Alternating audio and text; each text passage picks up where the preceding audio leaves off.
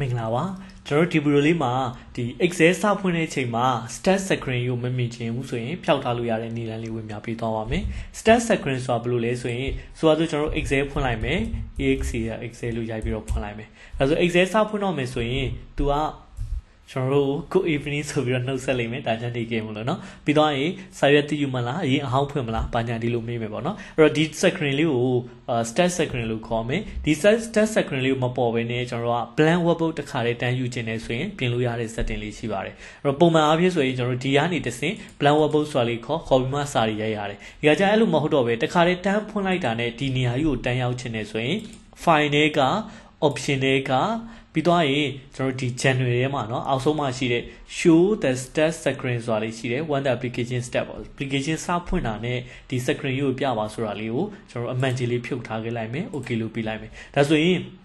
ပိတ်လိုက်မယ်ပြန်ဖွင့်ကြည့်အောင် Excel ထိလိုက်ဒါဆိုတစ်ခါလေးတန်းပွင့်လာပြီပေါ့เนาะအဲ့တော့ခုန screen မျက်စိမနှောက်ချင်ဘူးဆိုရင်ဒီတိုင်းလေးသုံးကြည့်လို့ရပါတယ်ကြိုးရှိလောက်မလို့ရတဲ့ထင်ပါတယ်အဆင်ပြေပါစေခင်ဗျာ